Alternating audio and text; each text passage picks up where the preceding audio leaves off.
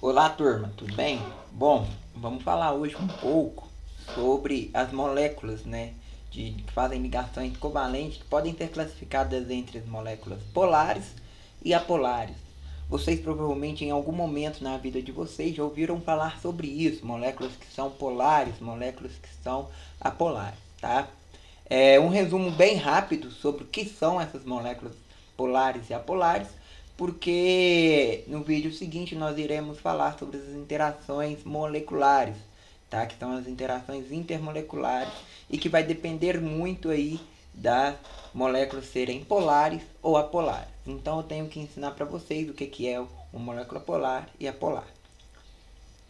Bom, pessoal, toda a polaridade de uma molécula está relacionada à eletronegatividade que essa molécula possui. A eletronegatividade que os elementos químicos que estão ali compondo a molécula possuem, tá? Então, por exemplo, se você não tem uma diferença de eletronegatividade entre os elementos químicos, você vai ter uma molécula que chamamos de apolar. Caso contrário, polar. Essa é a regra máxima para definir a polaridade, beleza? No entanto, existem modos de definir como que a molécula é polar e apolar. E aí eu quero que vocês lembram que os dois elementos mais eletronegativos, que se resumem nos elementos que compõem a família 6 e 7 da tabela periódica. Destaque para 3, que são o flúor, o oxigênio e o nitrogênio. Então vamos destacar aqui 3 elementos químicos que são mais eletronegativos da tabela periódica: flúor, tá? Oxigênio e nitrogênio, tá, pessoal? Então temos esses 3 elementos químicos que são muito eletronegativos. Ser muito eletronegativo é que eles conseguem atrair mais facilmente os elétrons. Bom, sobre as moléculas apolares, aqui eu mostro um exemplo do N, do nitrogênio. Um exemplo do nitrogênio, que é o terceiro elemento mais eletronegativo da tabela periódica. Quando ele encontra com outro nitrogênio, ele faz uma ligação tripla para fazer uma molécula de N2. Bom, por que a molécula de N2, O2 são apolares? Porque, pessoal, que quando a gente pega aqui uma circundância dela, a gente não tem nenhuma diferença de eletronegatividade. Esse N, ele não quer tantos elétrons igual esse N quer. O querer deles de elétron é exatamente o mesmo. Então, numa briga de cabo de guerra, os dois terminam empatados. Entenderam? Então, não há diferença de eletronegatividade. As moléculas apolares, pessoal, são mais comuns em moléculas que possuem um único elemento químico, como no caso do oxigênio, O2, e do flúor, F2, e do nitrogênio, N2, beleza? São compostos que formam moléculas apolares.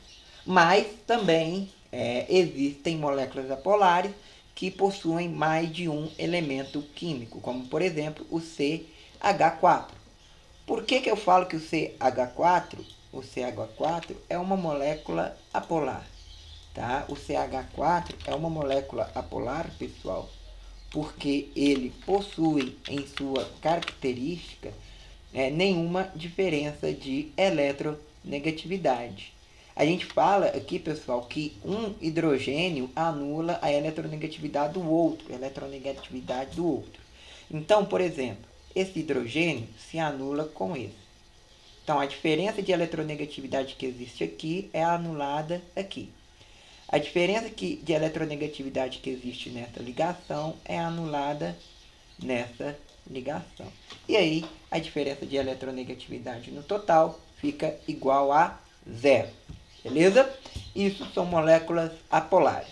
Moléculas polares, pessoal. As moléculas polares, a gente tem um pouco mais de estudo sobre elas, tá? Claro que nas moléculas polares vai existir uma diferença na eletronegatividade. Nas moléculas polares vai existir uma diferença na eletronegatividade. Não vou falar sobre a nuvem eletrônica, tá? Mas o que é importante dizer? Importante dizer que Geralmente, nos compostos polares, você tem uma exceção de elétrons, ou seja, você tem elétrons sobrando, tá?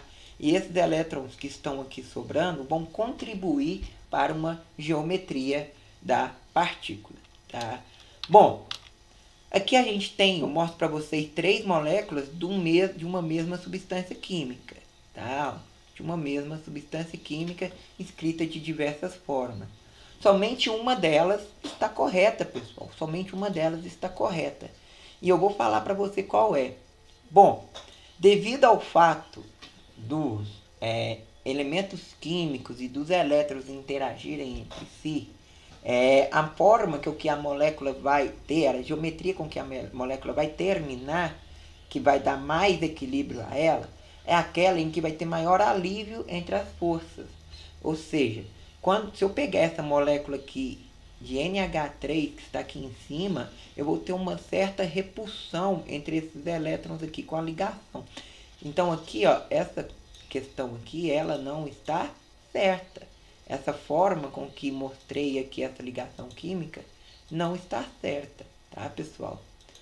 Beleza? E nem mesmo essa daqui. E nem mesmo essa daqui está correta. Por quê? Porque essa forma de mostrar uma ligação química não é a condizente.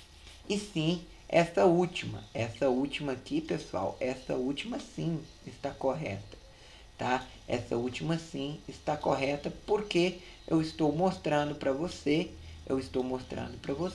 qual que é a devida ligação, tá? Entre os átomos de hidrogênio, que são os átomos azuis, com o átomo de nitrogênio, que é o átomo laranja. E aí, pessoal, não necessariamente tem que ter os mesmos ângulos. Não. Tá? Aqui a gente tem uma geometria própria pro NH3. Não é qualquer geometria que os compostos polares estão dispostos. Tá? Os compostos polares, assim como os moleculares também, possuem geometria com maior estabilidade. Tá? Com maior estabilidade. E aqui algumas observações, pessoal. Observação importante, ó. Quanto maior a polaridade das moléculas, maior será a interação que elas tenham com as outras, tá? Guardem isso aqui, ó. Então, por exemplo, se a molécula de água, ela tem uma interação muito mais forte que uma molécula de O2 e de H2 também. Por quê? Porque H2 e O2 são moléculas apolares, enquanto que H2O é uma molécula polar, tá? Essa máxima existe aí na química. Moléculas com átomos centrais compostos por flúor, oxigênio e nitrogênio são moléculas que formam as interações mais fortes existentes. E aí a gente vai falar um pouco no vídeo de interações sobre as interações de hidrogênio, que são as interações, tá, que ocorrem entre flúor, oxigênio e nitrogênio quando eles estão ligados ao hidrogênio. Bom, as interações moleculares acontecem com compostos covalentes, porque estamos trabalhando com moléculas, então compostos covalentes, beleza? Como regra, fica aqui, compostos polares dissolvem com polares e apolares com apolares. Bom, compostos polares possuem ponto de fusão e ebulição maior do que os apolares, tá? Isso aqui é verdade, pessoal, isso aqui é verdade, tá? Por quê? Porque os compostos polares possuem uma interação mais forte que os compostos apolares, tá? E uma interação mais forte resulta em uma maior energia necessária para desfazer essa interação. E quando eu falo em maior energia, eu estou falando em maior temperatura, tá, pessoal? Isso ajuda a explicar, por exemplo, por que o dióxido de carbono e o gás oxigênio são encontrados em temperatura ambiente no estado gasoso, enquanto que a água, composto polar, é encontrada no estado líquido, tá? No entanto, essa regra não é máxima a todas as moléculas e sim predominante. Existem casos que essa regra não é respeitada, mas, o geral, sim. Tá? 99,9% é desse jeito, tá, pessoal? Bom, aqui eu deixo alguns exercícios para vocês que estão vendo o vídeo, retirado do site toda a matéria, tá? E nesse site você vai encontrar vários conteúdos de química, um bom site para estudar química, um bom site para estudar muito bem química, se você quer ter um destaque aí em química. Bom, no mais é isso, pessoal. Aqui você consegue ver as respostas com explicação sobre essas moléculas que são polares e apolares. Perfeito? Até mais, pessoal.